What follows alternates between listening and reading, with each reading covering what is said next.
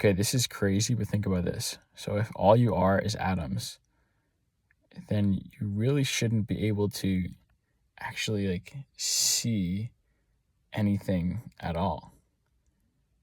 Seeing like what I'm doing right now when I'm looking at this phone would be kind of unnecessary. Just that's crazy. Think about try and follow me here.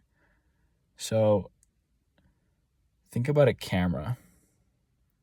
When a camera sees something, what actually happens?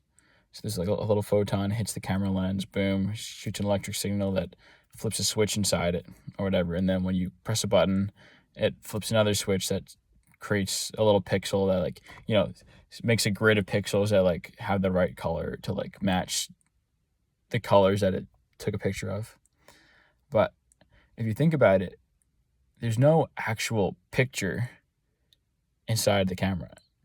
You point a camera at a tree, take a picture of the tree. It's not like the camera actually saw the tree. All that really happened is a bunch of switches got flipped that mimic, like when you put it on a screen, kind of mimic what the tree in reality. But there's no tree actually inside the camera. Not actually, obviously not actually, but there's no like the camera doesn't actually see the tree.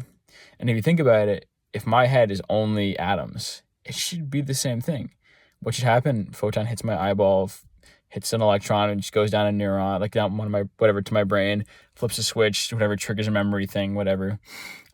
Even triggers an action. Like I see a tree, oh, I'm gonna go climb it or something random. Triggers me to go walk that way. But it's all literally just a chain reaction.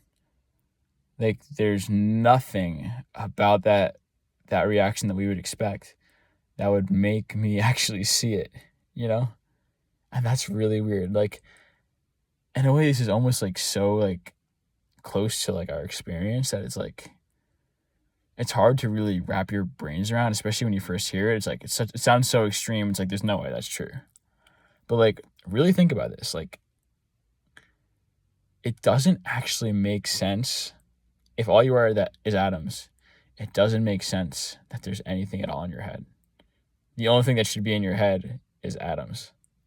And the fact that you're seeing me right now and feeling, that's pretty wild.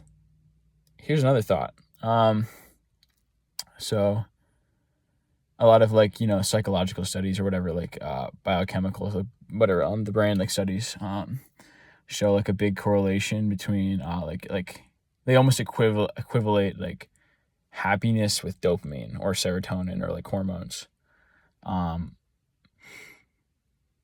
think about that. Like imagine I feel happy. I have a moment where I feel happy. Like, something really cool happens or like I'm in love or something, whatever. Now,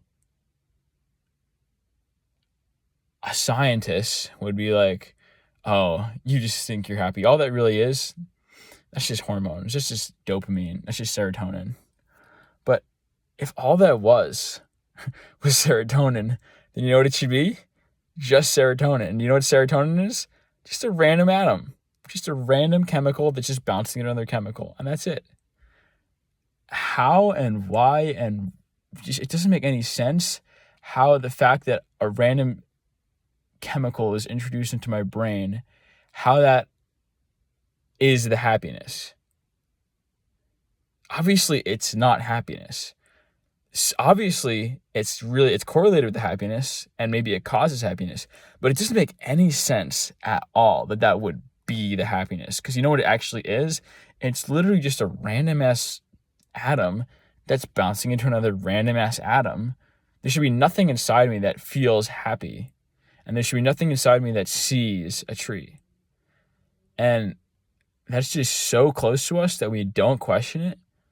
But it's really, really, really worth questioning because it basically, when you really get down to it, it basically 100% shows that you're not just atoms. Because if you were, you'd be just atoms. The end. Everything else, everything you'd be seeing right now would be unnecessary and non-existent. Think about that.